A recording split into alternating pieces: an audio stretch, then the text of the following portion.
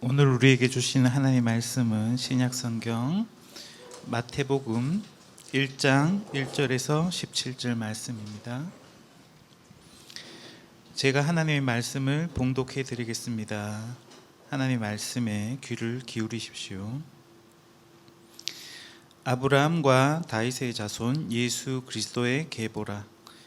아브라함이 이삭을 낳고 이삭은 야곱을 낳고 야곱은 유다와 그의 형제를 낳고 유다는 다말에게서 베레스와 세라를 낳고 베레스는 헤스론을 낳고 헤스론은 람을 낳고 람은 아미나답을 낳고 아미나답은 나손을 낳고 나손은 살몬을 낳고 살몬은 라합에게서 보아스를 낳고 보아스는 룻에게서 오벳을 낳고 오벳은 이새를 낳고 이새는 다윗 왕을 낳으니라. 다윗은 우리아의 아내에게서 솔로몬을 낳고 솔로몬은 르호보암을 낳고 르호보암은 아비야를 낳고 아비야는 아사를 낳고 아사는 여호사밧을 낳고 여호사밧은 요람을 낳고 요람은 우시야를 낳고 우시야는 요담을 낳고 요담은 아하스를 낳고 아하스는 히스기야를 낳고 히스기야는 므낫세를 낳고 므낫세는 아몬을 낳고 아몬은 요시야를 낳고 바벨론으로 사로잡혀갈 때 요시야는 여고냐와 그의 형제들을 낳으니라. 바벨론으로 사로잡혀간 후에 여고냐는 스알디엘을 낳고 스알디엘은 스룹바벨을 낳고 스룹바벨은 아비웃을 낳고 아비웃은 엘리야김을 낳고 엘리야김은 아소르를 낳고 아소르는 사독을 낳고 사독은 아킴을 낳고 아킴은 엘리웃을 낳고 엘리웃은 엘르아사를 낳고 엘르아사는 mat단을 낳고 mat단은 야곱을 낳고 야곱은 마리아의 남편 요셉을 낳았으니 마리아에게서 그리스도라 칭하는 예수가 나시니라. 그런즉 모든 대수가 아브라함부터 다윗까지 14대요 다윗부터 바벨론으로 사로잡혀갈 때까지 14대요 바벨론으로 사로잡혀간 후부터 그리스도까지 14대더라. 아멘. 이것은 하나님의 말씀입니다. 하나님께서 이 말씀을 통해서 오늘 우리에게 은혜 주시기를 바랍니다. 자, 오늘 말씀의 제목은 그리스도라 칭하는 예수입니다. 마태복음 1장은 예수님의 족보가 나오죠. 성경책을 이렇게 통독하다가 힘든 부분이 이 족보 부분이 나올 때죠, 그죠? 아, 그렇구나. 이렇게 자세히 들여다보지 못한 기회가 많았죠, 그죠? 오늘은 마태복음 1장의 예수님의 족보를 통해서 우리가 금요일부터 포로기 이스라엘에 대해서 공부해 왔지 않습니까? 그 연장으로 또 마무리하는 날에 이 족보를 통해서 우리가 무엇을 배울 수 있는가 한번 같이 생각해 봤으면 좋겠습니다. 자, 1절을 보니까 이 마태복음의 이제 책의 제목 같습니다. 그죠? 아브라함과 다윗의 자손 예수 그리스도의 계보라. 계보라는 거는 족보 책이다 이 말입니다. 예수님의 탄생에 관한 책, 또 예수님의 기원에 관한 책, 이렇게 해서 창세기도 기원에 관한 책이잖아요. 톨레도, 게네시스, 족보라고 이렇게 창세기도 시작하는 것처럼 마태복음도 하나님의 창조로부터 이야기를 하고 있는 겁니다. 그래서 마태복음은 구약 성경의 시작이 창세기죠. 그리고 히브리 성서에서는 마지막 책이 역대기입니다.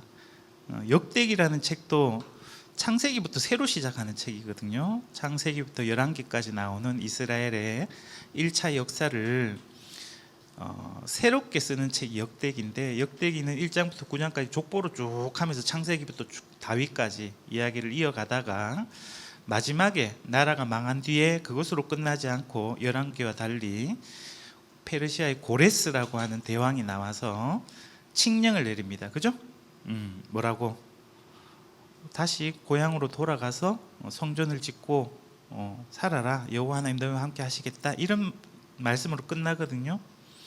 오늘도 우리가 살펴보겠지만 마태복음 마지막에 나오는 우리가 제일 잘 알고 있는 예수님께서 부활하셔서 갈릴리 산에서 제자들에게 대위임의 명령을 하셨던 그 말씀이 고레스의 그 명령하고 아주 닮아 있습니다. 그래서 마태복음은 창세기부터 해서 특히 구약성경의 마지막인 역대기까지 책을 다시 재진술하면서 구약성경이 예수님으로부터 완성되었다는 이야기를 하고 있다, 이렇게 형식을 그렇게 볼 수가 있습니다. 이제 족보 이야기를 들어가 볼 텐데요. 예수님과 더불어서 족보에서 중요한 이름이 두 명이 나옵니다. 한 명은 아브라함이고 한 명은 다윗이고 마지막에 예수님, 이 세 인물을 중심으로 족보가 구성되어 있어요. 1장 1절처럼 우리가 읽은 17절을 보면요, 대수를 딱딱 끊어놨어요. 14명의 대수씩 묶어가지고 세 그룹으로 묶었죠. 그 순서는 처음에 아브라함부터 누구까지? 다윗까지.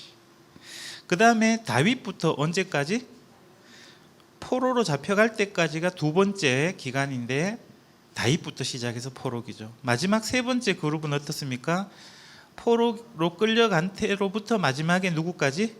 예수님까지. 이렇게 이스라엘 역사를 아브라함부터 예수님까지 세 그룹으로 묶어서 14대 14대 14대로 묶어놨습니다. 우리 산수 잘 아시죠?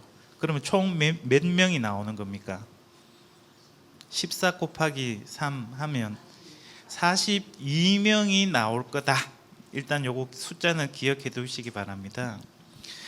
그런데 이 족보는 역사적인 순서죠. 누가 제일 아버지입니까? 아브라함이, 그죠? 유대인들은 전부 다 우리 아버지 하면 누굽니까? 아브라함이고, 또 우리 교회도 믿음의 조상 그러면 누굽니까? 우리가 유대인은 아니지만 우리 조상은 아브라함이다, 이렇게 이야기를 하거든요. 그런데 1장 1절이 우리 한글 성경으로는 아브라함, 다윗, 예수님 이름 순서로 되어 있지만 원래 기록된 헬라어 순서대로면 1번이 예수님 이름이 먼저 나오고, 예수님이 바로 누구의 아들? 다윗의 아들이면서 아브라함의 아들이라고 순서가 바뀌어 있어요. 이게 중요한 힌트입니다. 아브라함이 1번이 아니고 이 족보는 나중에 완전히 반대가 돼서 누가 제일 위로 거꾸로 올라가느냐 하면 예수님이 1번이 됩니다. 그래서 1장 1절은 예수님 곧 다윗의 아들이면서 아브라함의 아들이신 분의 족보책이다, 이렇게 이야기를 하고 있거든요. 오늘 그 이스라엘 역사를 족보라는 것을 통해서 어떻게 마태는 읽어내고 있는가? 여기는 누가 누구를 낳고밖에 안 나오잖아요. 도대체 여기서 우리가 어떤 메시지를 들을 수 있느냐 궁금하시죠? 자, 첫 번째 이야기로 가봅시다. 아브라함이 이삭을 낳았던 이야기, 성경 이야기 여러분 생각하십니까? 데라의 아들이었던 아브라함이 사레랑 결혼을 했었어요. 자식을 쉽게 낳았습니까? 11장 30절 보니까 창세기에 사라는 아들을 낳지 못하는 불임녀였어요. 근데 어떻게 해서 낳았습니까? 하도 자식이 안 태어나니까 하나님이 약속해 주는데도 불구하고 사라가 몸종 하가를 붙여가지고는 이스마엘도 낳았지만 하나님이 원하셨고 계획하신 아브라함의 씨는 이스마엘이 아니었어요. 그래서 내보내야 됐습니다. 하나님이 약속했던 그 씨는 누구입니까? 이삭인데 이 이삭의 출생이 어땠습니까? 자연적인 출산이었습니까? 우리 로마서 4장에서 보는 것처럼 아브라함도 사라도 죽은 고목과 같이 생리도 끝나고 자식을 낳을 수 없는 상황인데도 불구하고 하나님이 기적적으로 아들을 출생시켰다. 그게 아브라함의 아들 이삭이 탄생했던 순간이었거든요. 그러니까 이스라엘 역사는 처음부터 인간이 할 수 없는 그런 출산을 누가? 하나님이 약속하셨고 때가 되어서 아브라함에게 사라를 통해서 아들 이삭을 주셨다는 첫 구절 자체가 이스라엘은 이렇게 하나님의 창조의 능력으로 시작했다는 걸 우리는 이야기하죠.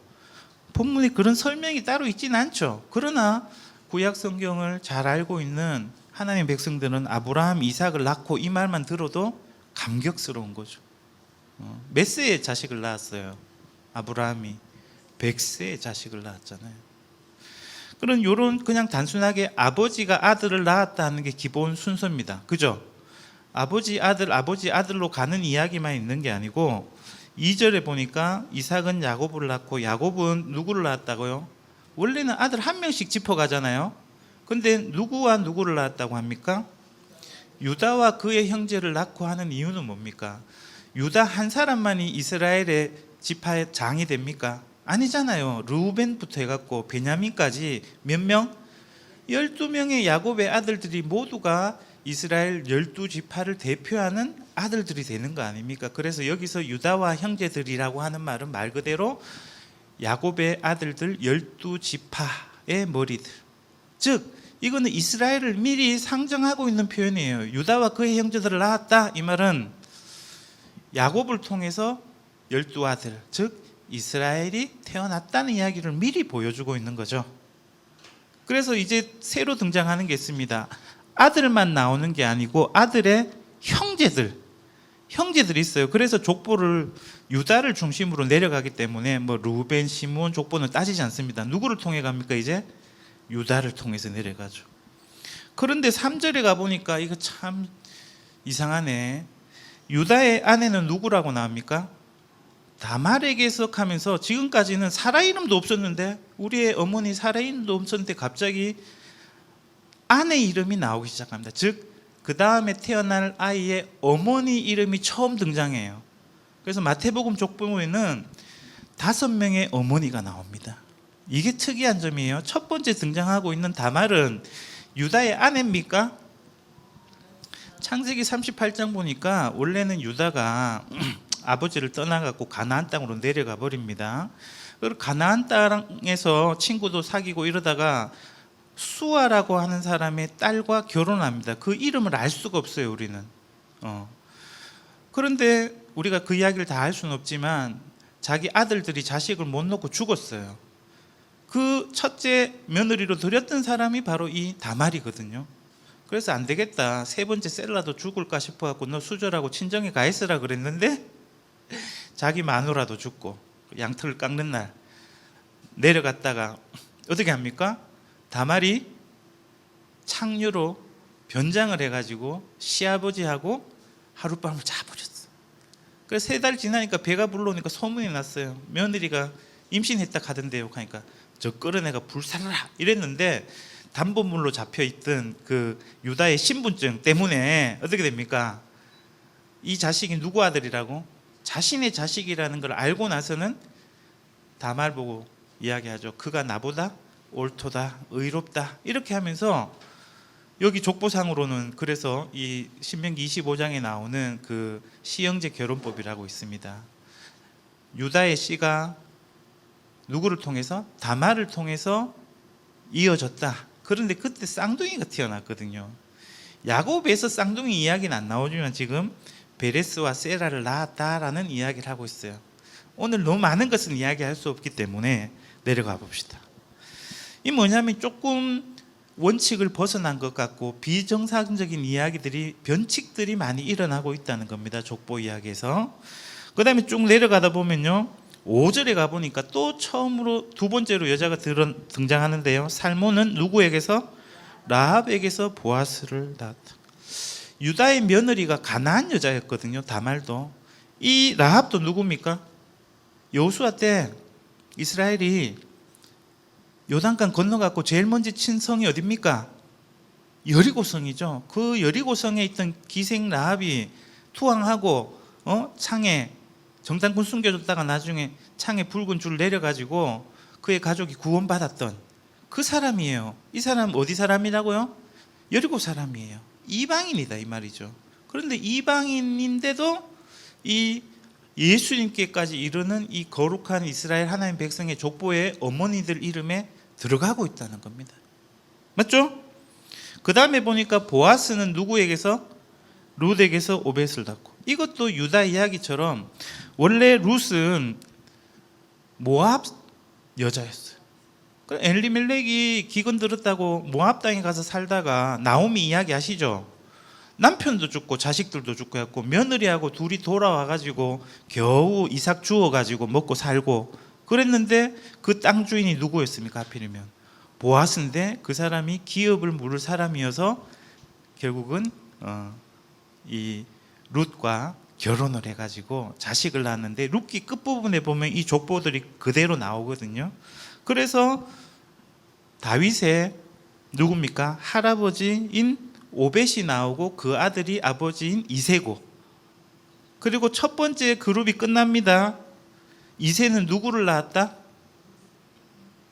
다윗을 낳았다라고 해야 되잖아요. 그런데 변화가 있습니다. 다윗이 태어날 때부터 왕이었습니까? 그건 아니죠. 마태복음 1장에서 아들이 태어날 때 어떤 칭호가 붙는 경우는 딱 두 번밖에 없어요. 하나는 다윗 왕, 두 번째가 뭐라고요? 그리스도라 칭하는 예수. 이렇게 직함을 붙여주는 게 다윗하고 예수님이에요. 그 말은 뭐냐면 아브라함과 예수님을 견주는 것도 있지만 실질적으로 예수님을 이해하기 위해서는 누구의 이야기를, 다윗의 이야기하고 예수님의 이야기가 평행을 하고 있다는 이야기를 보여주는 거죠. 자, 첫 번째 그룹에서는 왕이 없었어요. 그런데 사실 이 왕이라는 칭호를 이새는 다윗을 낳으니라 하고, 그 다음 두 번째 그룹에 가면서 다윗 왕은 솔로몬을 낳았다 이렇게 표현해 되잖아요. 그렇지 않습니까? 여러분 조금 이런 사소한 것도 예민하게 좀 들어주셨으면 좋겠어요. 첫 번째 그룹은 사실 왕이 없던 시대를 이야기합니다. 두 번째 그룹은 전부 다 이름이 왕의 목록입니다. 왕의 족보예요. 다윗부터 해가지고 포로로 잡혀갈 때 요시야까지가 전부 다 유다의 왕들입니다. 다윗 왕가의 목록이거든요. 그런데 이 다윗 왕이라는 표현을 첫 번째 그룹 끝에도 써주고 있더라 하는 걸 조금 뭔가 단순하게 진짜 왕이 없던 시대가 아닌 것, 그 암시를 주셔야지 세 번째 그룹을 읽을 때도 의미가 있겠습니다. 그럼 다윗이 자식을 낳는 이야기가 나오는데 여기는 더 충격적인 게 나와요. 솔로몬의 어머니가 언급됩니다. 지금까지 몇 명이 나왔었습니까? 여자들이 3명 나왔죠. 이제 네 번째로 여러분들이 잘 아시는 밧세바가 나와야 되는데, 밧세바라고 안 하고 뭐라고 해놨습니까? 우리아의 아내에게서 솔로몬을 낳았다. 왜 이렇게 마태복음 저자가 쓰고 있을까요? 우리가 알듯이 다윗이 아내가 많습니다만 하여튼 전쟁을 해가지고 나라가 태평해지고 이러니까 충분히 돌아가고 전쟁터 나가야 되는데 우리아하고 그 요압하고 다윗의 군사들은 막 원정을 떠나는데 혼자 뭐 했어요? 궁중에서 거닐고 옥상에서 이렇게 보다가 누구를 본 겁니까? 목욕하고 있던 밧세바를 보고 저 좀 불러와봐라 해가지고는 겁탈해가지고 임신시킨 거 아닙니까?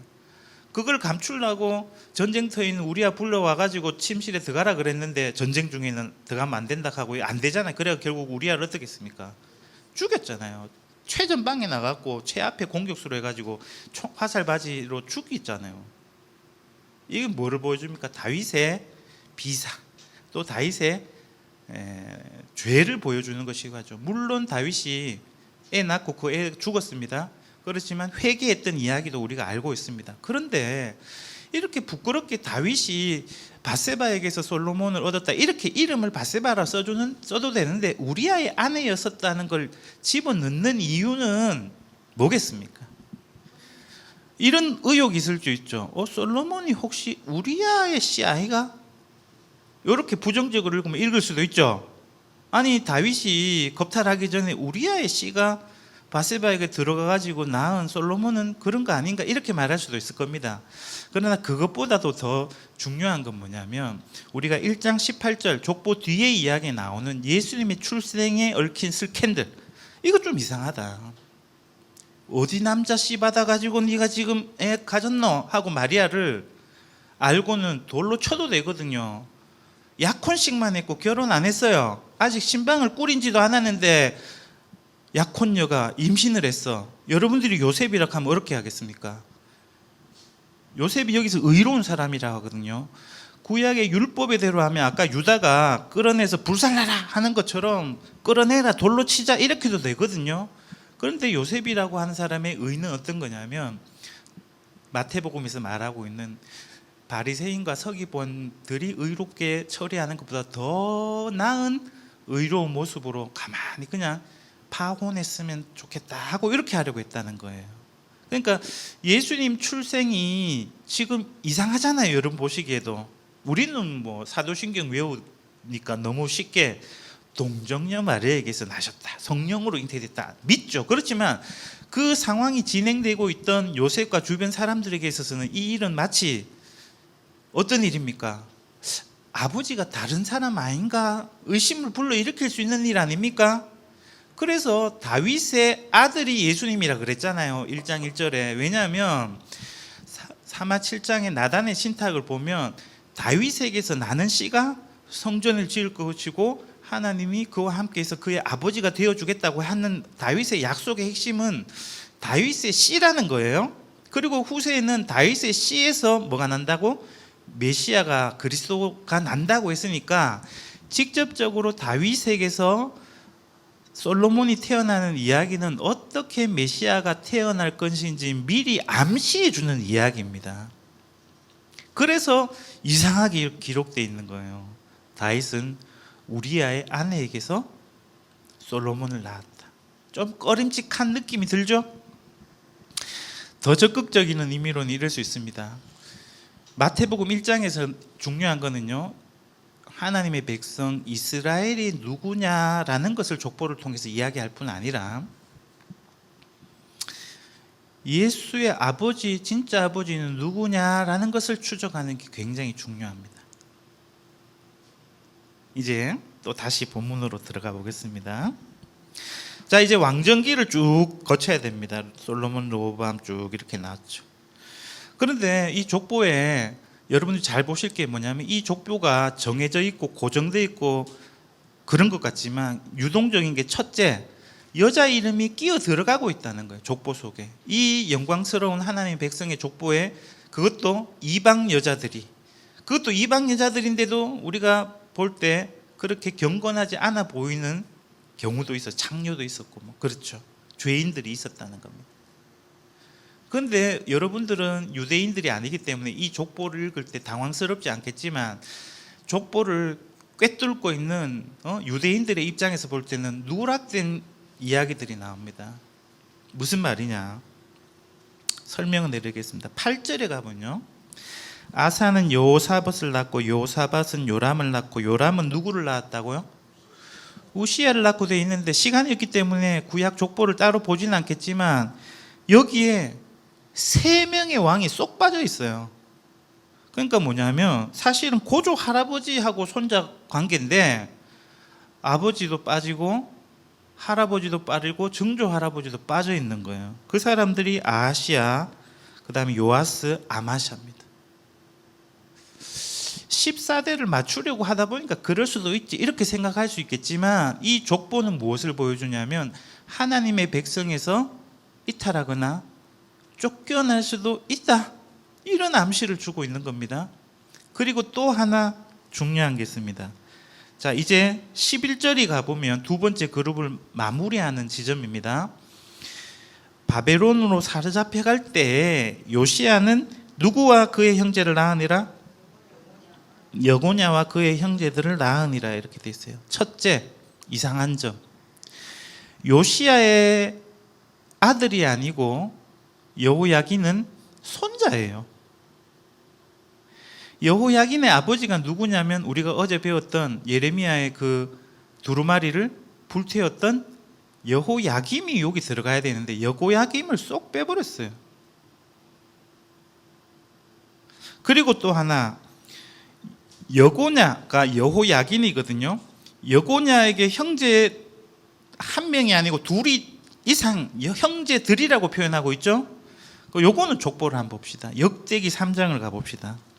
요시야부터 해가지고 다 해결해 봐야 됩니다. 구약 성경 역대상 3장을 보면 다윗의 족보가 나옵니다.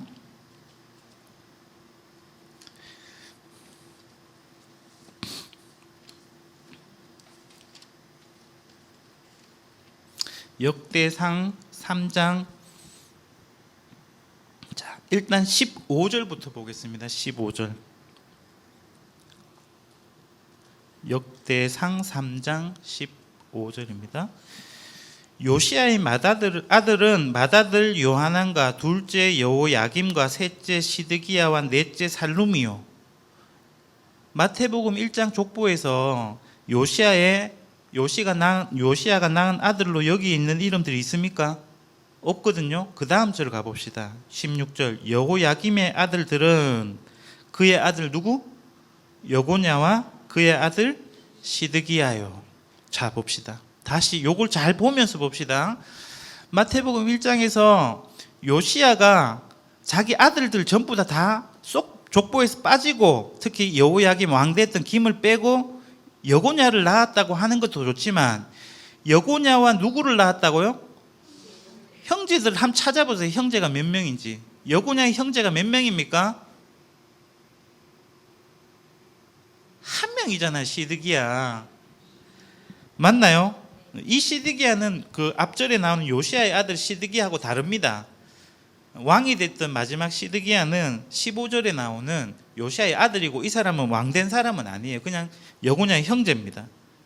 다시 지금 머리 복잡하시죠?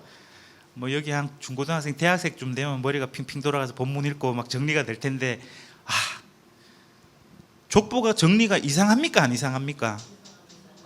이상하잖아요. 자, 다시 형제들이라고 하는 말이 오늘 설교의 가장 중요한 키포인트가 될 겁니다. 유다와 형제들이라고 할 때는 그 형제라는 의미는 하나님의 백성인 12지파를 상징했었죠. 여기서 형제들이라는 말은 여고냐는 왕이고 왕과 백성들이 함께 포로로 잡혀갔다는 의미에서 형제가 이 누구냐? 이스라엘 백성들, 포로민들을 말하는 겁니다. 친족 관계 속에서 시드기야 말고 또 어디 숨어 있었는 한두 명 형제가 있었나 보다가 아니고 요시야 혼자 끌려갔습니까? 우리가 본 것처럼 에스겔도 끌려갔고 주전 597년에 1차로 포로 끌려갔던 사람들, 그 하나님의 백성들을 왕의 형제들이라고 합니다. 이거는 신명기를 보면 알아요. 왕이든 제사장이든 선지자든 다 너희 중에 다 형제 중에 하나다. 너희 형제 중에서 왕을 뽑아라 이러거든요. 중요한 이야기입니다. 이걸 꼭 기억해야지 오늘 후반부 설교의 의미가 딱 맞아떨어집니다. 자, 이제 겨우 두 번째 그룹을 읽었습니다. 세 번째, 또 이야기하겠습니다. 여러분 어제 포로기 공부를 이틀 동안 열심히 했기 때문에 포로기 시작이 587년, 시드기야 11년이냐, 아니면 10년 전에 597년이냐, 아니면 바벨론이 이제 갈기미스 전투에서 이집도 누르고 그 이전에 아수르도 612년 멸망시켰죠. 605년 여호야김 4년 때, 그죠? 그때부터 실질적인 바벨론 점령 상황이기 때문에 그때부터로 포로기 70년을 봐야 되는 이거 배웠잖아요. 근데 오늘 마태복음 1장은 포로기가 더 일찍 시작됐다고 이야기합니다. 누구 때부터? 요시야 때부터. 이상하죠? 이것도 이상하지만 그러면 포로로 잡혀갔다는 이야기가 11절과 그 다음 그룹 12절에 두 번이나 강조하고 있어요. 족보에서. 대수를 자르는데 아브라함, 다윗은 중요한 기준점 인물로 잡았지만 두 번째, 세 번째 그룹을 사이에 가르고 있는 가장 중요한 것을 인물이 한 역사적인 사건으로 그룹을 나누고 있잖아요. 바벨론으로 포로로 잡혀간 그 시점, 그죠? 그때가 요시야가 자식들을 낳았을 때고 여고냐와 그의 형제들이 끌려갔다 이렇게 표현하고 있죠. 그 다음에는 세 번째 그룹은 뭡니까? 포로 시대를 말하는 겁니다. 맞죠? 디아스포라로 또는 바벨론으로 사로잡혀 가 있는 상황에서도 자식들을 낳았다는 겁니다. 혈통적으로는 다윗의 후손이지만 이때는 왕이 없는 거죠. 맞죠? 그래서 유다의 마지막 왕은 정통성이 있는 여고냐, 여기서 말하는 여고냐거든요. 여고냐와 그의 형제들이 사로잡혀 갔다. 나라가 없어진 거예요. 다윗 왕조도 없어지고, 그죠? 그 다음에는 포로 생활 가운데 있는 그 다윗 후손들의 이름이 나옵니다. 어느 정도까지는 구약 성경에서 읽을 수 있지만 나머지 명단은 구약에서 안 나오는 것을 봅시다. 12절 바벨론으로 사로잡혀간 후에 여고냐는 스알디엘을 낳고 스알디엘은 누구를 낳고? 스룹바벨을 낳고. 여러분들 어제 제가 사실은 포로기까지만 하고 귀한 이야기를 안 했기 때문에 살짝 언급했지만 세스바살 총독으로 1차 귀환을 합니다만 520년 고레스 2년 때 이 스룹바벨 총독 다윗의 후에 총독이라고 합니다. 그리고 제사장 요수아하고 그죠? 2차로 귀환할 때 스룹바벨이 데리고 왔거든요. 그럼 여기 뭐를 써야 됩니까? 바벨론에서 돌아온 후에 스룹바벨은 이렇게 해야 되지 않습니까? 그걸 씁니까 안 씁니까? 귀한 이야기를 생략하고 있다. 이게 중요한 겁니다. 바벨론 왕국이 페르시아에 무너지고 페르시아 고레스의 관용 정책에 따라서 이스라엘 백성은 고향으로 포로에서 해방되어서 귀환해서 나라를 재건했다. 이런 역사적인 이야기가 있는데 마태복음 1장 족보는 침묵합니다. 왜 그러냐? 포로기는 아직도 끝나지 않았다. 우리 어제 다니엘서 9장 이야기하면서 좀 배웠죠. 그래서 실제로 예수님 당대 또 마태복음 기록되고 있던 이 시대까지 다니엘서 9장이 말하고 있는 71회 490년이 언제 끝나느냐고. 그러니까 다시 말하면 마태복음 저자도 그렇지만 이 당시에 유대교 지도자들 성경학자들도 우리는 아직 포로기가 끝나지 않았고 하나님께서 당신의 메시아를 통해서 우리를 언제 포로에서 해방시켜 주실까를 이 AD 70년 유대 로마 항쟁 가운데서도 포로 귀환에 대한 꿈을 꿨다는 겁니다. 포로기가 끝나지 않은 거였어요. 이걸 아셔야지 예수님이 뭘 했는지 알 수가 있어요. 이해되십니까? 그리고 쭉 내려옵시다. 이름 생소한 이름들이지만 이제 바로 16절로 와봅시다. 야곱은 누구를 낳았다 합니까? 그렇죠. 그게 중요합니다. 핵심은 야곱은 요셉을 낳았다. 느낌이 처음 아브라함의 손자 야곱이 유다와 형제들 즉 그 11번째 사랑하는 요셉을 낳았던 이야기하고 비슷하게 시작되죠. 야곱과 요셉 맞나요? 그 처음 이야기하고 연관지어서 설명하고 있어요. 그런데 요셉을 소개를 어떻게 합니까? 마리아의 남편 요셉을 낳았다. 지금까지 여자 이름이 4명 나왔고 마지막으로 5번째 마리아가 등장하는데 소개하는 방식에 조금 변화가 생겼습니다. 웃겼던 거는 우리아라고 하는 사람을 통해서 우리아의 아내였던 솔로몬의 어머니가 이야기 있었잖아요. 여기는 또 다르죠. 마리아의 남편으로서 요셉이 이 족보에서 중요한 겁니다. 이 16절을 해명을 잘해야 돼요. 이 16절에 대한 해명이 1장의 후반부인 18절부터 25절까지가 다 설명되어 있습니다. 예수님의 탄생에 대해서. 마리아에게서 누가 났다고요? 그리스도가 칭하는 예수가 나시니라. 자, 여러분들이 계속 42번 정도 계속 누가 누구를 낳고 할 때 아버지가 아들을 낳았다. 누가? 아버지가 아들을 낳았다. 때로는 아버지가 어머니를 통해서 아들을 낳았다가 나왔죠. 자, 이 16절에서 아들의 탄생에서 뭐가 빠졌는지 보세요. 이름은 아버지 이름도 있고 어머니 이름도 있어요. 요셉도 있고 마리아도 있어요. 그런데 계속 반복되고 있던 이야기에서 누가 예수를 낳았다는 누가가 나옵니까? 안 나옵니까? 안 나와요. 그죠? 예수 아버지 누굽니까? 정답을 벌써 이야기하시면 안 되는데 해뿌리시네. 이 족보는요 1장 1절에서부터 예수는 다윗의 아들이다, 또 거슬러 올라가면 아브라함의 아들이다, 이렇게 시작을 합니다. 그런데 16절까지 와보니까 요셉이 마리아를 통해서 낳은 것 같지만 성관계 했습니까? 안 했습니까? 안 했다 이 말이에요. 그러니까 요셉은 그냥 마리아의 남편일 뿐이고 마리아에게서 예수가 나온 거죠. 어떻게 말하면 엄밀하게 말해봅시다. 16절은 이 족보에게 안 맞아요. 끼어들어 있는 거죠. 요셉의 혈육입니까? 아닙니까? 아니잖아요. 그런데 왜 예수님이 요셉이 혈육이 되어서 다윗의 자손이 됩니까? 그걸 이제 후반부에서 설교하고 있는 예수의 그리스도의 나심은 이러하니라 해서 이렇습니다. 쉬워요. 예수님이 요셉에 의해서 임신한 게 아니었다. 요거 설명이 나오면서 주의 사자가 알려주죠. 이는 성령으로 인해서 잉태된 거다. 오케이. 그래서 마리아를 데려오라 합니까? 안 합니까? 아내 버리지 말고 데려오라 해요. 그래갖고 결혼은 하는 건데 21절과 25절이 요셉은 하나님이 전한 사자의 말에 순종하는 아주 훌륭한 의인입니다. 그래서 믿음지 않지만 남의 자식일지도 모르는 그 자식을 낳아서 키우는데, 낳아서 이름을 예수라 하니라고 이름을 지어주는 건 뭐냐면 아들로 입양하는 겁니다. 마리아가 낳았지만 내 씨로 인해서 낳은 아들이 아니지만 이름을 요셉이 예수라고 하고 자기 족보에 올려줌으로써 이 족보 1장 16절에처럼 예수님은 다윗의 후손, 이 왕족의 족보 속에 이름을 올리게 된 거예요. 그러면 가만히 보세요. 이게 참 족보가 누가 주인인지 잘 모르겠어요. 분명히 원래 유대인들 아브라함의 후손들이 있을 만한데, 물론 빠진 왕들도 있죠. 끼어든 이방인들도 있고 여자들도 있었죠. 그런데 예수야말로 사실은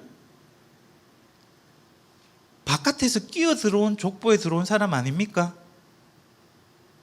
너무 이질적인 존재잖아요. 예수님이라는 분 자체가.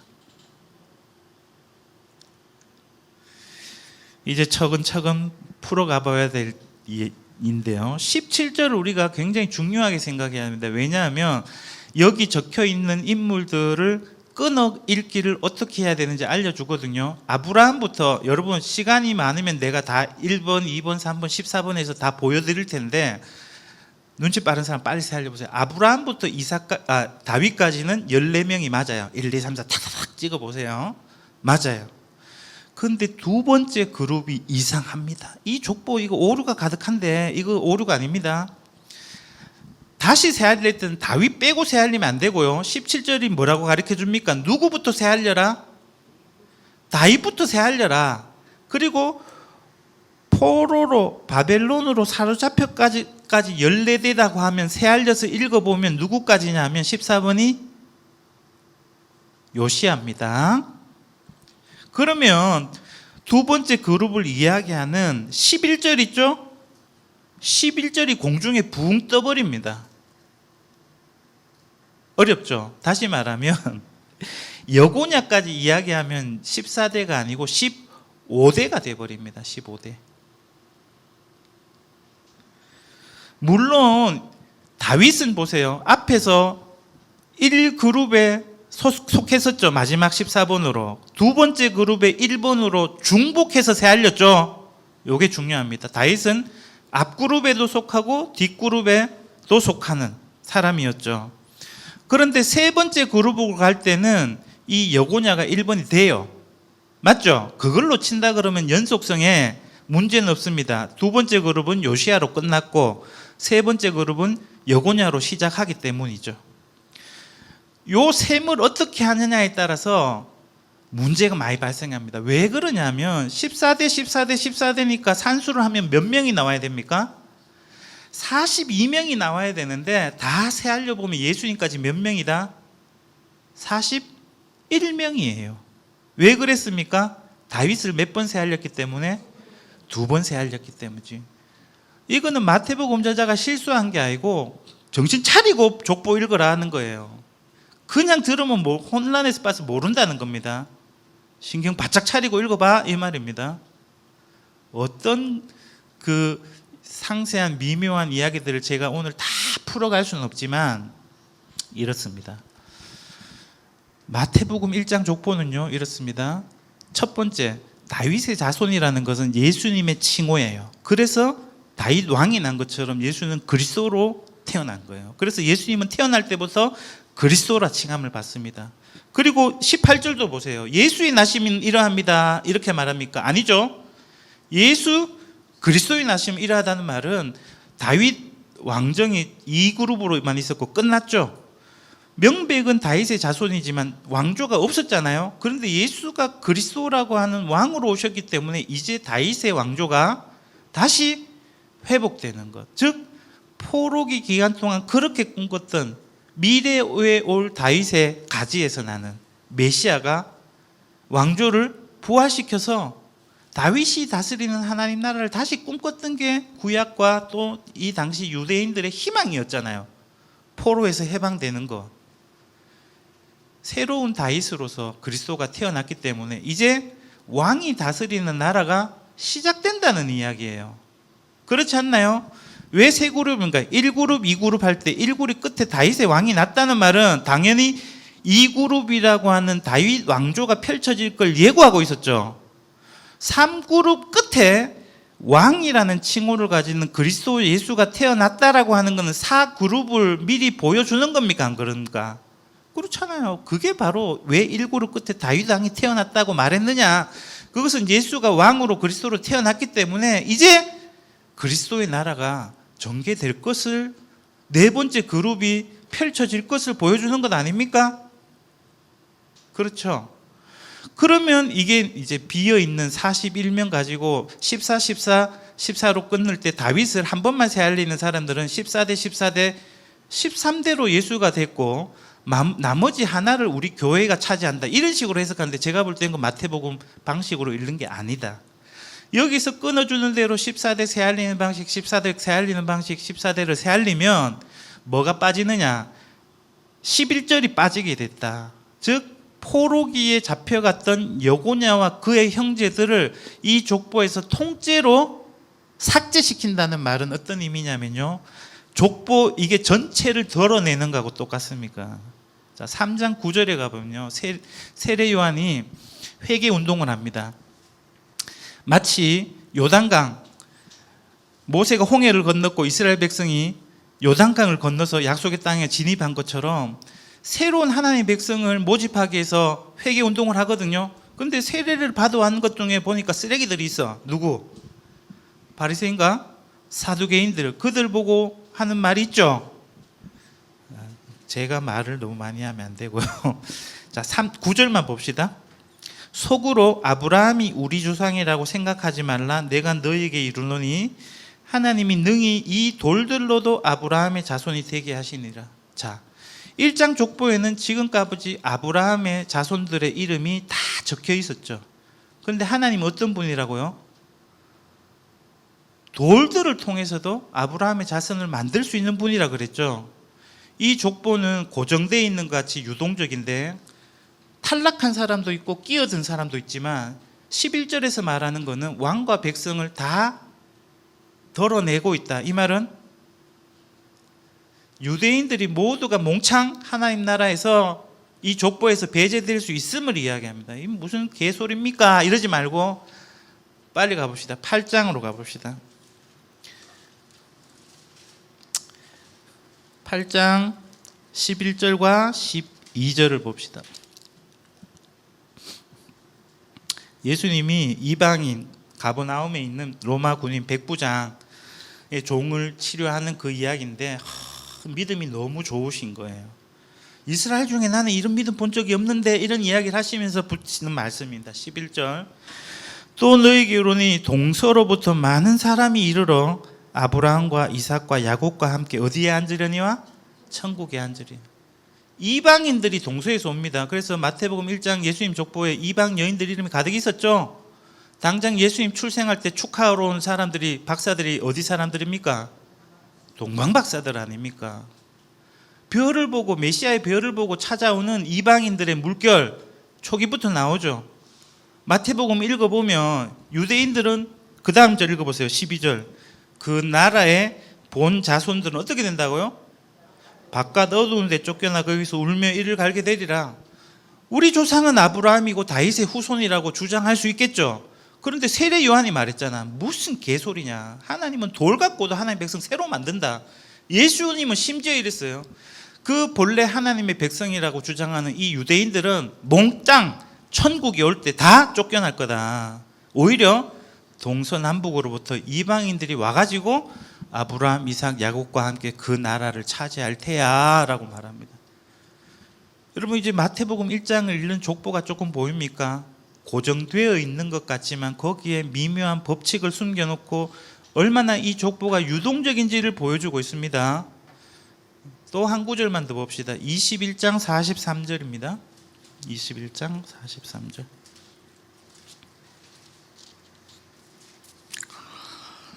이 이스라엘 역사를 요약하고 있는 건데요. 하나님이 선지자들, 종들을 통해서 보내서 열매 맺어라, 소출 내놔라 하는데 죽였어요. 어제 우리 배웠죠? 우리야도 죽이고 예레미야도 막 죽이려고 했고, 그죠? 예언자들, 즉 하나님의 말씀을 대언하는 자들을 거부하고 박해하고 살해한 유대인들의 조상들 이야기죠. 그게 예수님까지 이어졌습니다. 그래서 예수님은 아들이잖아요. 아들을 보냈는데도 불구하고 어떻게 해요? 예수님을 죽이듯이 아들을 상속자니까 추격부작하면서 하나님의 백성이 하나님의 아들을 거부하고 죽인 이야기를, 십자가 몇 죽었죠? 죽였죠? 그 이야기를 보여주는 겁니다. 그래서 이 세를 줬던 밭을 이제 딴 사람한테 줘야겠다는 이야기라는데 유대인들이 그런 걸 답합니다만, 어쨌든 43절에 예수님의 말씀이 이렇습니다. 이건 마태복음에만 나오는 이야기거든요. 내가 너희에게 이르노니 하나님의 나라를 누구는 빼앗기고, 여기 너희는 유대인 종교 지도자들과 유대인들을 말합니다. 누가 받는다? 그 나라에 열매 맺는 백성. 자, 마태복음에서는요, 우리도 그런 믿음을 가지고 있어요. 혈통이 아브라함의 후손이라고 하나님의 백성이 되거나 천국 시민이 되지 않는다. 아브라함이 하나님께 가졌던 믿음, 그 믿음을 가진 사람이 우리가 하나님의 자녀들이고 하나님의 새로운 이스라엘 백성들이다. 이거 알고 있죠? 마태복음 버전식으로 이야기한다 그러면 1장에서 이 요셉이요, 율법대로 하지 않고 율법보다 더 나은 의의 실천을 보여줍니다. 의의 열매를 맺거든요. 이런 열매를 맺는 자가 하나님의 백성이 된다고 하거든요. 5장 20절에 보면 예수님이 그런 이야기를 해요. 너희 의가 바리새인과 서기관보다 더 낫지 아니하면 결단코 어디 못 들어간다? 천국에 들어가지 못한다. 그래서 마태복음 1장 족보는요 이렇습니다. 누가 천국 백성인가를 과거 이스라엘의 족보를 갖다 놓고 정말 놀랍게도 이 족보를 통해서 진짜 하나님의 백성 아브라함의 자손, 다윗이 아닌 새로운 다윗, 그리스도로 오신 예수님의 백성이 누가 될 수 있느냐는 원리를 이 족보를 통해서 알려주고 있어요. 자, 이제 형제들 찾아갈 차례입니다. 이 족보에 들어가는 방식 중에 하나는 적자가 아니면 그의 아우들이나 형이 되어가지고 족보에 들어가는 방식으로 형제들로 들어갈 수 있었죠. 여자들은 뭐로 들어갔습니까? 주로 아내로 들어갔고 어머니로 들어갔었죠. 그죠? 12장 50절로 가봅시다.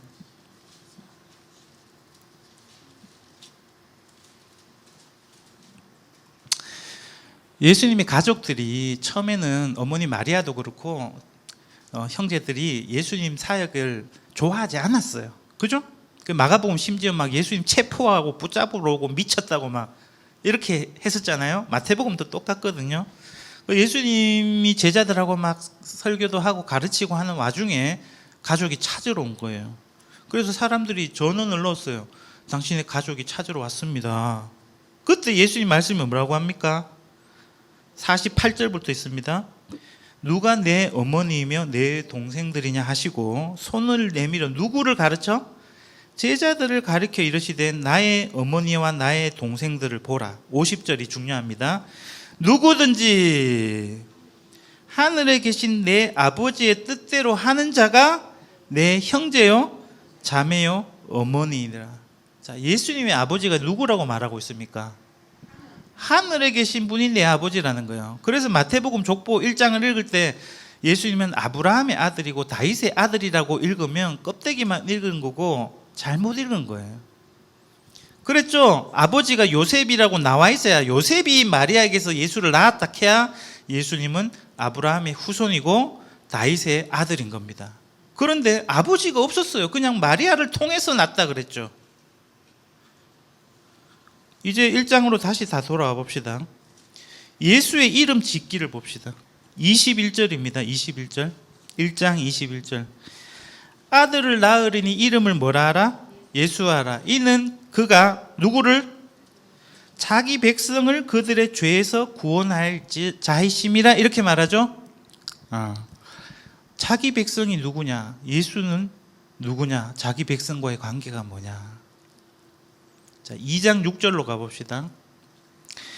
2장 6절, 예수님이 베들레헴에서 태어날 것을 율법학자들이 알려주고 가서 경비할게 거짓말 막 하고 헤롯이, 그죠? 그런 이야기에서 구약을 인용하는데요. 6절, 또 유대의 땅 베들레헴아 너는 유대 고을 중에서 가장 작지 아니하도다. 내게서 한 다스리는 자, 누구? 왕이 나온다는 말입니다. 나와서 누구의 백성이 목자가 되리라? 내 백성 이스라엘의 목자가 되리라 할 때 여기서 나는 구약의 말씀이니까 하나님이죠. 이 1장 족보에 나오는 모두는 하나님의 백성입니다. 이스라엘이죠. 그죠? 그런데 예수의 이름을 보니까 누구 백성이라고 말합니까? 그렇죠. 왜 그렇습니까? 예수님이 하나님, 이스라엘의 왕이 되시는 하나님의 아들이니까 상속권자고, 예수님이 이어서 그 나라의 왕이 되실 분이기 때문에 자기 백성 아닙니까? 그래서 마태복음 1장 1절부터 17절까지 이야기는 어떻게 되냐면요, 예수님이 맨 꼼빼이로 맨 마지막에 자손으로 온 분이 아니고 족보를 뒤집어 버립니다. 확.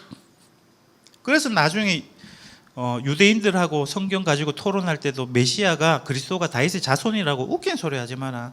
너 성경 제대로 못 봤구나. 다윗이 자신의 그리스도를 보고 뭐라고 불렀다고요? 주님이라고 불렀지 않느냐, 이렇게 말합니다. 예수님은 다윗의 아들이 아니고 하나님의 아들이시고, 다윗이 예수님께 왕이라고 고백해야 될, 주님이라 고백해야 될, 여기 명단들은 전부 다 예수님의 백성들의 명단입니다. 그런데요, 바벨론으로 사로잡혀 갔죠. 왜 그랬습니까? 그거는 포로로 잡혀간다는 건 뭡니까? 하나님 언약을 어겼기 때문에. 하나님이 백성을 출애굽시켜갖고 시내산에서 언약 맺고 자기 백성으로, 자기 소유로 삼으면서 십계명도 주시고 율법도 주시면서 내 말 잘 섬겨라, 내 말대로 공의롭게 의롭게 살아라 했는데 우상 숭배하고 사회가 공의로 정의로 세워지지 않고 불의로 가득 차고 타락했잖아요. 그래서 하나님이 어떻게 한 겁니까? 그 죄에 대해서 벌을 준 게 포로로 사로잡혀간 거예요. 그래서 예수님의 이름이 자기 백성을 그들의 죄에서 구원할 거다, 이 말은 우리가 이사야 40장 1, 2절 기억합니까? 다시 가봅시다. 죄 용서 받는다는 게 어떤 의미인가?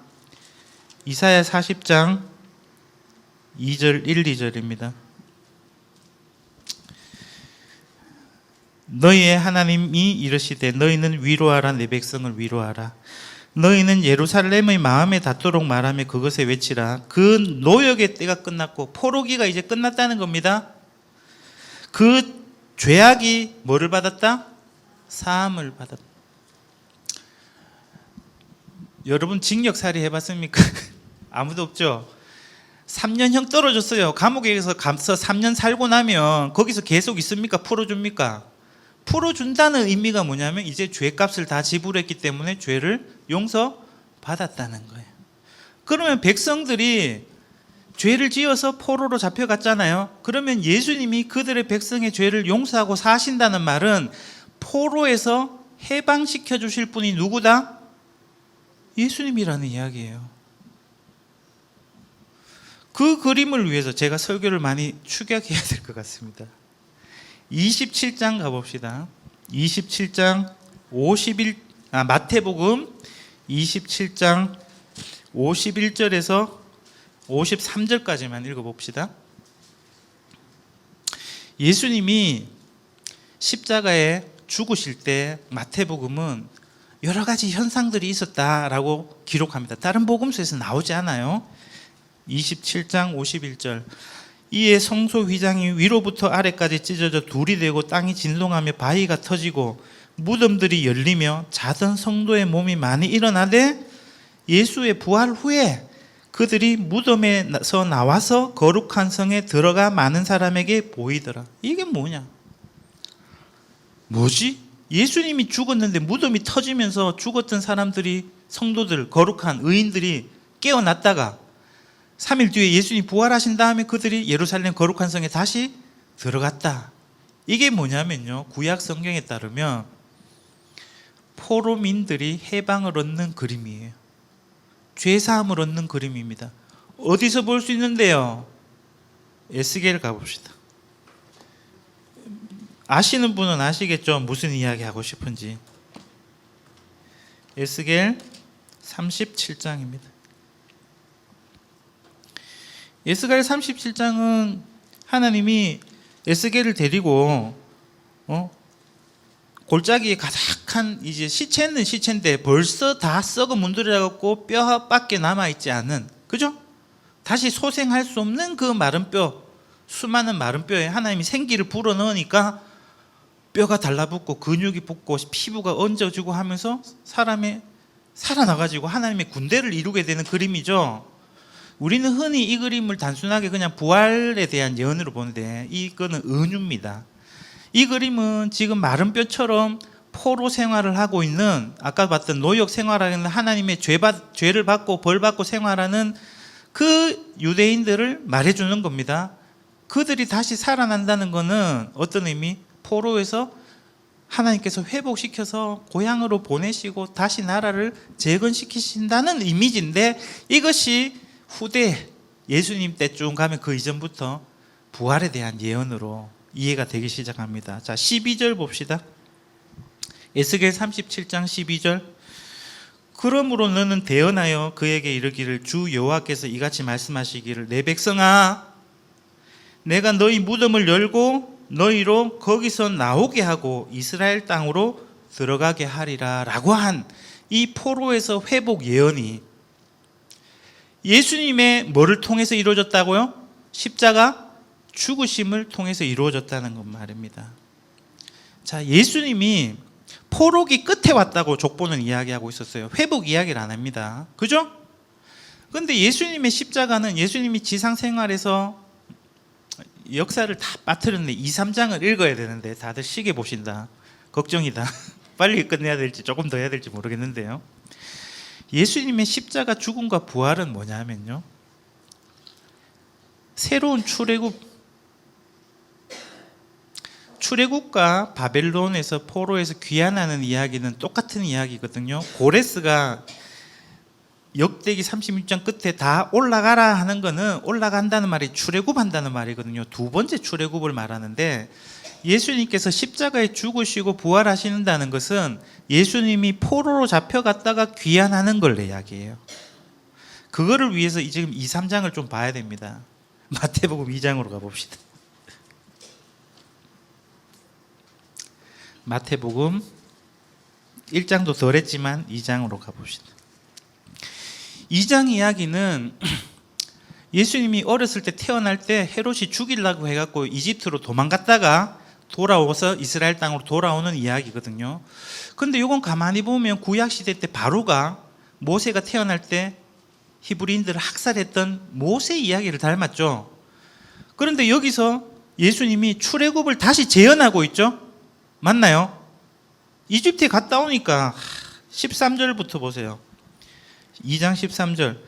그들이 떠난 후에 동방박사들이 떠났습니다. 주의 사자가 요셉에게 현몽하여 이르되, 헤롯이 아이를 찾아 죽이려 하니 일어나 아기와 그의 어머니를 데리고 애굽으로 피하여 내가 내게 이르기까지 거기 있으라 하시니, 요셉이 일어나 밤에 아기와 그의 어머니를 데리고 애굽으로 떠나가 헤롯이 죽기까지 거기 있으시니, 이는 주께서 선지자를 통하여 말씀하신 바 애굽으로부터 내 아들을 불렀다 함을 이루려 하십니다. 이 말씀은 호세아 11장 1절 말씀입니다. 여기서 내 아들은 이스라엘이에요. 출애굽기 4장 22절처럼 이스라엘은 내 아들 내 장자다. 이 말은 뭐냐면요, 예수님은 단순한 모세가 아니고 구약의 이스라엘의 하나님 백성의 대표로서 하나님의 아들로서 이집트에 내려갔다가 다시 출애굽을 하는 것을 말합니다.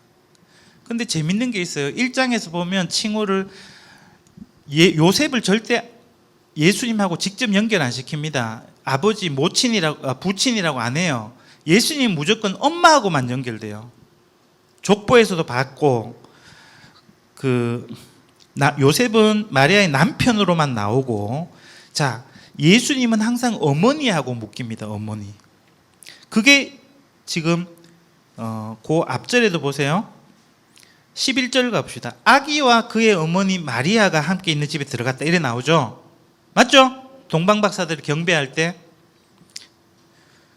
그런데 13절 이후로 이집트로 갔다가 돌아오고 이스라엘 땅으로 오고, 그 다음에 무서워서 또 아켈라오 때문에 나사렛으로 이사가는 이야기 속에서는 요셉 이야기만 나옵니다. 아이 이름도 안 나오고 어머니 이름도 안 나옵니다. 그냥 아이와 어머니라고만 이야기를 합니다. 찾아보세요. 맞나요? 마리아 이름 나옵니까? 예수 이름 나옵니까? 아니죠. 아이와 어머니라고만 나옵니다. 그런데 17절 18절에 보면 예레미야 31장에 나오는 이 맥락은 어떠냐면 출애굽 과정이 아니고 바벨론의 포로로 사로잡혀가는 그 순간에 나오는 말씀입니다. 얼마나 고통스러운지. 어머니가 전쟁통에는 항상 자식을 잃죠. 맞나요? 그 고통을 노래하는 거거든요. 라마에서 슬퍼하며 크게 통곡하는 소리가 들리니 라헬이 그 자식을 위하여 애곡하는 것이라 그가 그 자식이 없으므로 위로받기를 거절하였도다. 1장 족보에는 안 나왔지만 라헬은 누구의 어머니입니까?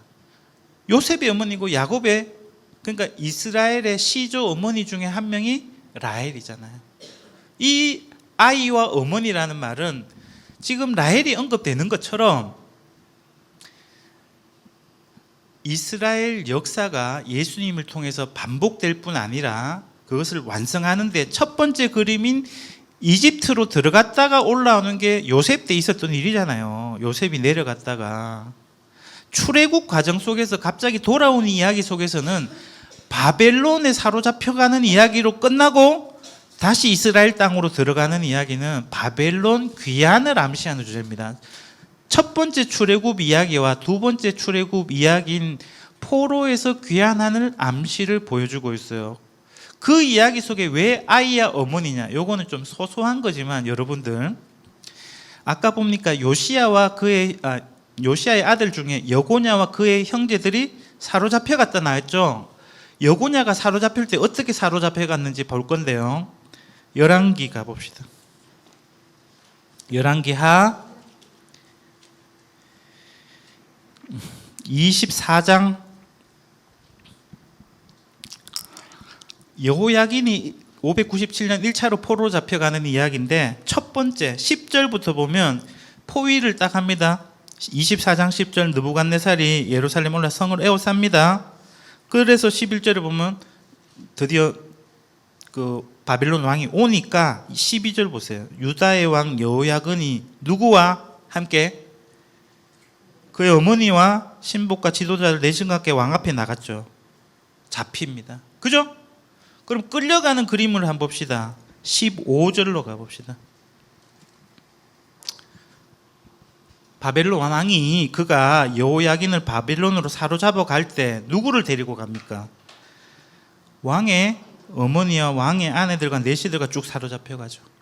이게 참 특이한 것 같아요. 여호야긴 이야기가 나올 때 여호야긴은 어머니하고 같이 사로잡혀 가거든요.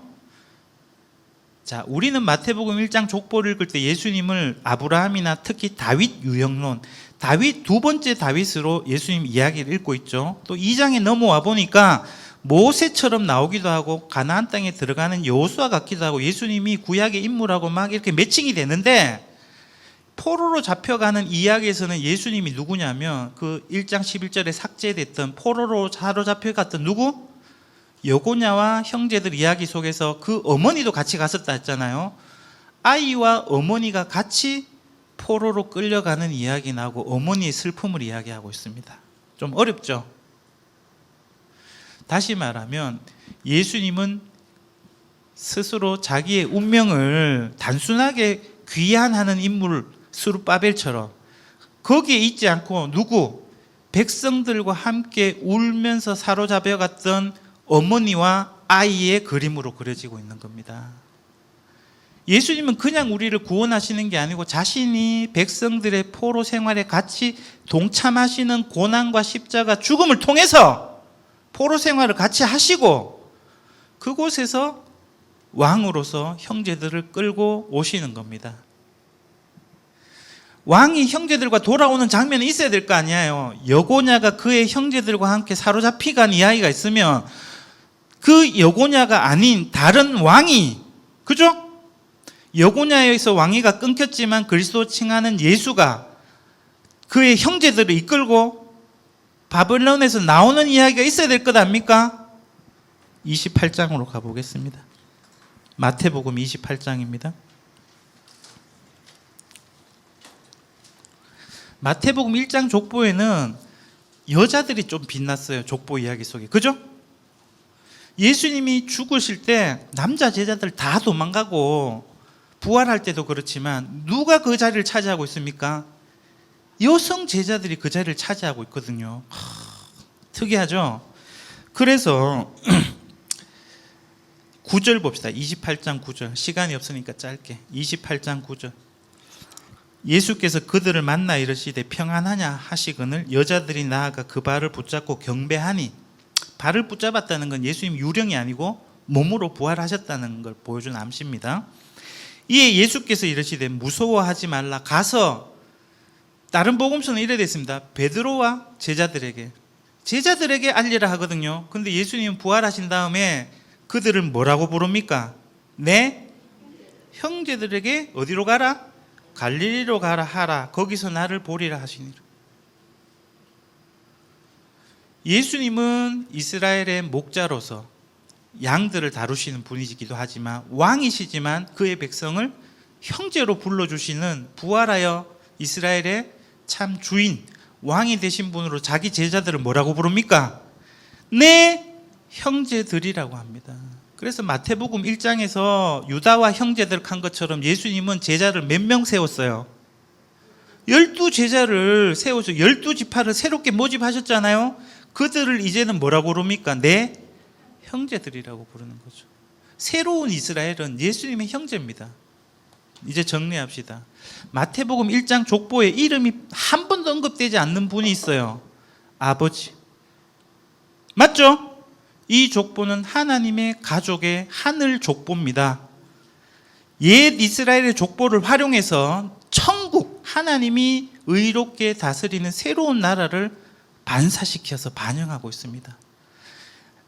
성령으로 잉태된 예수님을 그리스도라 칭한 예수가 나심이라 함으로써 이 족보가 뒤집어져 가지고 이제는 다윗이 다스리는 하나님 나라가 아니고, 실패했잖아요. 포로로 잡혀갔잖아요. 왕과 형제들이. 이제는 실패하지 않는 다윗의 후손이긴 하지만 다윗의 주가 되시는 하나님의 아들이신 예수님이 다스리는 천국, 하나님 나라가 통치가 펼쳐지고 있는데, 포로로 잡혀갔던 여고냐와 그의 형제들이 대수해서 삭제된 것처럼 본 자손들은 나라 바깥에서 슬피 울며 이를 갖고 있지만 그 나라는 열매 맺는 하나님의 백성이 차지하게 될 것을 동서로부터 차지한다. 이겁니다. 이 족보에 우리가 들어가려면 어떻게 해야 되겠습니까? 서기관 바리새인 보미보다 더 나은 의를 행하는 사람이라야 들어갈 수 있는 거죠. 예수님은 이 출애굽 이야기 속에서 새로운 모세처럼 시내산에서 율법을, 하나님의 법을 새로 주신 것처럼 에스라가 포로민들과 함께 귀환해가지고 모세 율법책을 새롭게 낭독한 것처럼 예수님은 어떻게 산에 오르셔서 율법을 새롭게 주시죠. 이것이 율법과 선지자의 강령이라면서 구약 성경의 정신을 알려줍니다. 그 핵심 중에 하나가 뭡니까? 주기도문이에요. 뭐를 구하라고 하십니까? 우리에게 나라가 임하시기를 구하죠. 이런 하나님께서 아들을 통해서 새롭게 다스리시는 천국, 이 아버지의 아들 예수가 다르기 때문에 우리는 거기에 들어가려면 무슨 관계를? 예수의 아들이 아니고 예수의 형제, 자매, 어머니로서 이 족보에 들어감으로써 우리는 천국에 들어갈 수 있다라고 말합니다. 그런데 아까도 말했지만 예수님이 새로운 모세로서 우리에게 들려주시고 있는 예수님의 가르침을 뭐 하는 사람? 실천하고 의의 열매를 맺는 사람이 그 나라를 차지한다. 이렇게 이야기를 하는 겁니다. 이제 거의 마무리할 때가 다 다가온 것 같습니다. 산상설교를 갔기 때문에 천부, 족보에 없었던 하늘 아버지 이야기를 한번 보려고 합니다. 하나님 나라와 그의 의, 예수님께서 다스리는 의로운 나라의 족보를 우리가 봤습니다. 그죠? 6장 25절부터 읽겠습니다. 6장 25절. 그러므로 내가 너에게 이르노니 목숨을 위하여 무엇을 먹을까 무엇을 마실까 몸을 위하여 무엇을 입을까 염려하지 말라. 목숨이 음식보다 중하지 아니하며 몸이 의복보다 중하지 아니하냐. 공중의 새를 보라. 심지도 않고 거두지도 않고 창고에 모아들이지도 아니하되 너희 하늘 아버지께서 기르시나니 너희는 이것들보다 귀하지 아니하냐. 너희 중에 누가 염려함으로 그 키를 한 자라도 더할 수 있겠느냐. 또 너희가 어찌 의복을 위하여 염려하느냐. 들의 백합화가 어떻게 자라는가 생각하여 보라. 수고도 아니하고 길쌈도 아니하느니라. 그러나 내가 너희에게 말하노니 솔로몬의 모든 영광으로도 입은 것이 이 꽃 하나만 갖지 못하였느니라. 오늘 있다가 내일 아궁이에 던져지는 들풀도 하나님이 이렇게 입히시거든 하물며 너희일까 보냐. 믿음이 작은 자들아. 그러므로 염려하여 이르기를 무엇을 먹을까 무엇을 마실까 무엇을 입을까 하지 말라. 이는 다 이방인들이 구하는 것이라. 너희 하늘 아버지께서 이 모든 것이 너에게 있어야 할 줄을 아시느니라. 그런즉 너희는 먼저 그의 천부 하늘 아버지의 나라를 구하라. 나라가 임하옵시며 그의 뭐를? 의를 구하라. 그리하면 이 모든 것을 너에게 더하시리라. 그러므로 내일 일을 위하여 염려하지 말라. 내일 일은 내일이 염려할 것이요 한날의 괴로움은 그날로 족하니라. 아멘. 이것이 그리스도라 칭하는 예수가 오셔서 다스릴 하나님의 친정의 상태를 보여줍니다. 이 하나님의 통치에 대한 믿음과 신뢰를 가진 사람만이 예수의 형제 자매가 되어서 아버지의 뜻을 가르친 예수님의 가르침을 뭐하는 사람? 듣고 실천하는 사람이 하나님의 가족이 되어서 천국에 들어가 아브라함, 이삭, 야곱과 더불어서 그 잔치에 참여하게 될 것이다 말합니다. 나라가 임하시기를 바랍니다. 예수님이요 갈릴리로 먼저 가라 했잖아요. 예루살렘으로부터 사실 도망가서 갈릴리로 가는 겁니다. 그거는 중요하지 않습니다. 예수님이 죽으시고 부활하심으로써 귀한 행렬이 시작됐습니다. 자, 이제 한 구절만 더 보고 갑시다. 28장 자 16절부터 20절입니다. 16절부터 20절까지 마지막입니다. 11 제자가 갈릴리에 가서 예수께서 지시한 산에 이르러 예수를 배웠고 경배하나 아직도 의심하는 사람들이 있더라. 예수께서 나와 말씀하여 이르시되 하늘과 땅의 모든 권세를 주셨으니 요거 눈여겨보셔놔야 됩니다. 그러므로 너희는 가서 모든 민족을 제자로 삼아 아버지와 아들과 성령의 이름으로 세례를 베풀고 내가 너에게 분부한 모든 것을 가르쳐 지키게 하라. 볼지어다 내가 세상 끝날까지 너희와 항상 함께 있으리라 하시니라. 자, 빠르게 역대기 마지막 장 역대하 36장을 가봅시다.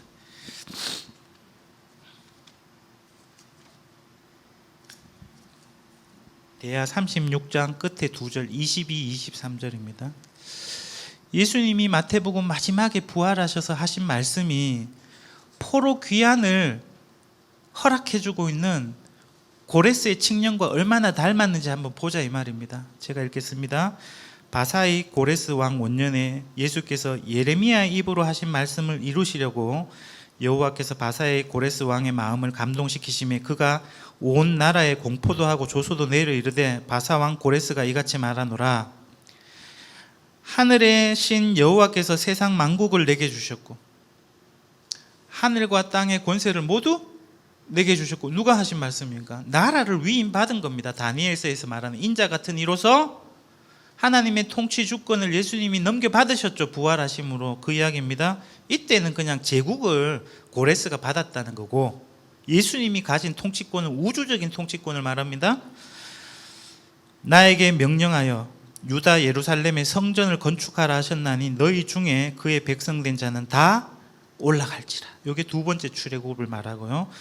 누가 함께 하시기를 원한다? 너희 하나님 여호와께서 함께 하시기를 원하노라 하셨더라. 자, 예수님은요 마지막에 뭐라고 합니까? 하나님이 여러분과 함께 하시기를 이렇게 말하지 않습니다.